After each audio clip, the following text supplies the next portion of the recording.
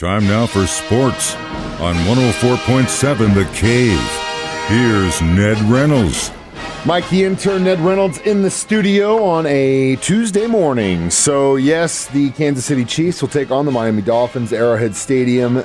Saturday night should be a lot of fun for those of us that are going. If you've never been in cold weather before, layer up. I cannot stress that enough. Wear the proper attire or you will suffer. But it's going to be a blast.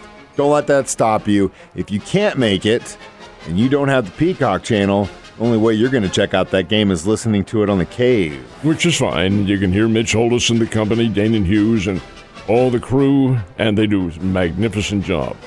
But it is not on over-the-air TV. It is not. And are the fans upset? You bet they are, and I cannot blame them one little bit. This is another gouge by not just the NFL, but by everybody to get more money. It's on streaming, folks. Peacock is a streaming network, and unless you live in Kansas City or Miami, where the games will be on the NBC over-the-air network, that's the only place in the country. You have to buy your subscription, and that's the only way you see the game. The NFL tried it once before, and that was about, 2 or 3 weeks ago.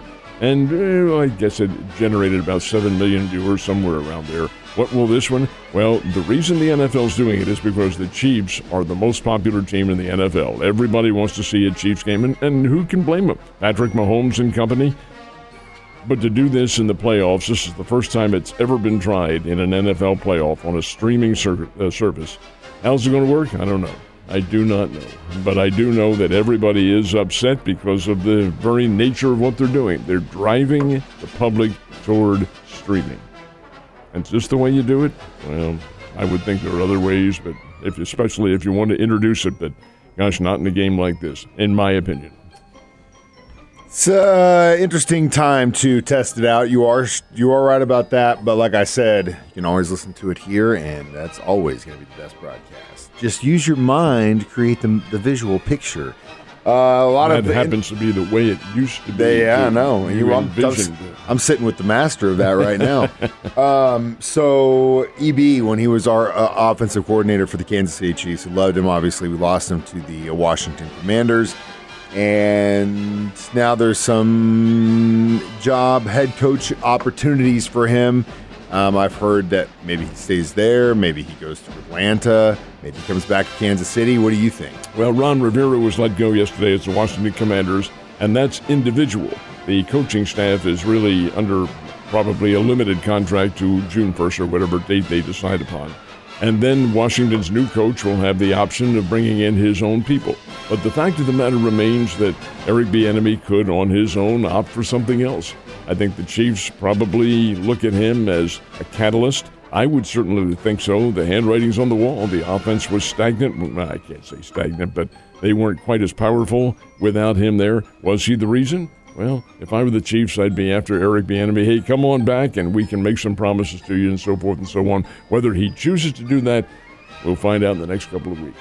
You know, I agree with that statement that, yes, him being gone did have an effect on the offense, but I really think, like I said and have been saying since the beginning of the season when some of these problems came up for the Chiefs, was that it was discipline. And that's one thing they talked about Eric Bieniemy. He did not let you slack. It didn't matter who you were. And I think that was bigger than just really the coordinator position, just his presence. Is the Washington team that during fall drills, before the season even started, several of them went to Rivera and said, hey, this guy's too tough on us. And Rivera says, really? Go talk to him about it. That's why we brought him in. You're being paid to be here. If you don't want to be here, don't be here, buddy. That's exactly right. Even the baseball Cardinals kind of have a dire financial situation, and that's probably why they didn't make a whole lot of moves in the free agency. Owner Bill DeWitt dumped cold water, and it was colder than what it is out here right now, on any future big deals that the Cardinals might make. He said, hey, we're not going to do anything else. We're right where we need to be. Reason for it is there are some financial concerns. I hesitate to say that they're dangerous. I don't think that's the case. But the fact of the matter remains that the Cardinals do have to watch the pocketbook. The TV money is the big deal because they're in the final year now of maybe some major changes. We're talking about streaming in the NFL. Major League Baseball may also be going to streaming, and that might be how you see the Cardinals from here on in. Not this year. This year they'll be on the Valley system. That's a promise. But the fact is that it's going to change and change markedly, and the money that the Cardinals might have been getting, which was $61 million a year, probably won't be there this year at all. Probably reduced, but they will have their games on. Money, or TV, I should say, makes a major difference. And the Cardinals, while we think that they have a lot of money, and they do, but is it like the Dodgers and the Yankees and the Red Sox and people like that? No, it's not. And that's starting to come into play when you got a team that's willing to pay almost $1 billion for one player, and then your owner saying, we don't have any money. What does that do to the fan base? Is that kind of, you lose confidence? You're like, well, what about LA? They got all this money. They're spending money. I know you got the money. Why don't you spend the money? Cardinals have a loyal fan base, but nothing lasts forever. We have a national champion, and are you surprised with the winner? Not at all. Michigan was clearly the better team than Washington. Won it last night 34-14, or 34-13, I think it was. And indeed, the Washington Huskies did put up as much of a battle as they could, but they chose to go all passing. They passed, and Michael Penix, their outstanding All-America quarterback, passed the ball 51 times last night, completed 27 of them. And that was the bulk of the Washington offense. Well, you're going up a very good Michigan Wolverines defense. Ask Alabama about that. In fact, I'm going to go off on a little subjective limb here and say that the Michigan game with Alabama was the championship game. I agree. I think Alabama had it won and let it get away. But over and above all that, Michigan really dominated the ball game with their line play. Their line play was just superb. Penix was hurried most of the time that he tried to pass. Indeed, the Washington team did pass for 303 yards, something like that, and rushed for 46. Michigan was right there to stop them every time. It was all a domination, and you knew Michigan was going to win. So for 2024, Michigan, the Wolverines, hail to the victors. They are the national champions of college football. Not a big surprise for me either. What's funny, though, I went to bed right after that game and then woke up this morning to come in here, and the first thing I see, Georgia Bulldogs pick number 1 for the next. I mean, it's like, how do you know? What are you talking about? But that's what the pundits already starting the conversation, they look at the recruiting classes and who these online all-star reporters are and all that. That's where they put their credence in. That's rubbish, in my opinion. Play it on the field, guys. Say no more. But next year's playoff scene will be a whole lot different because now we're to 12 teams. 12 teams. And it all is designed to rake in more cash. That's the objective of the whole thing. All right, how's it going to work? Well, 6 of the highest-rated conferences, the champions of those conferences, are automatically invited. They are not automatically given byes.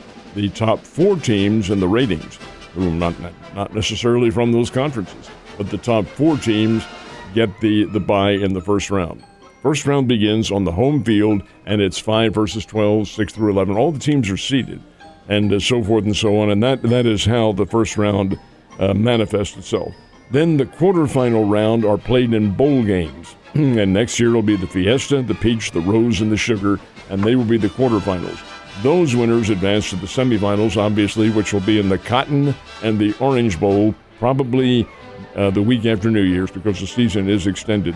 And then the national final next year is in Atlanta, and that will be, I think it's on January 20th of 2025. So we're morphing to a completely different concept now. Teams who have been griping about not being in the playoffs don't have any gripe anymore because most of them, if not all, will be in. And it all will begin with an elongation, so to speak, of the season because it's going to continue right through the final game, the Army-Navy game, right up until the playoffs begin. It'll be interesting to see how this works. Yeah, you say if you win your conference, you're automatically in.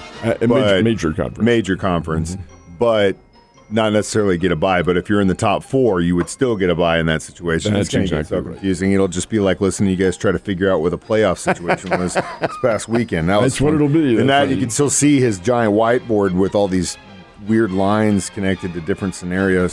Let's talk about basketball. Where are the Tigers playing tonight? The Tigers play in Lexington, Kentucky against number 6 in America, the Kentucky Wildcats. John Calipari's team. Whether or not it's one of his best ever remains to be seen, but they're pretty doggone strong. Missouri hasn't played well. Lost to Georgia in their conference opener in Columbia on Saturday. Got run out of the ballpark by Illinois in the bragging rights game. They've had their problems here recently, and scoring and just staying with the horses on the boards has been one of them. But I think Coach Gates does a nice job with the Missouri Tigers. They'll go down and I predict they give Kentucky a pretty hard time tonight on Kentucky's home court, the Rupp Arena in Lexington. Absolute palace, Mike, if you've never been there. It's a great place to watch a game. Named, of course, for the Kentucky legend, the Baron of the Bluegrass, Adolph Rupp, their longtime coach.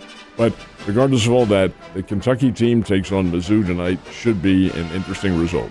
Want to prove who you are? You get to do it on the court, like you said, Ned. You have a wonderful day. Be safe on them streets, and I'll see you tomorrow.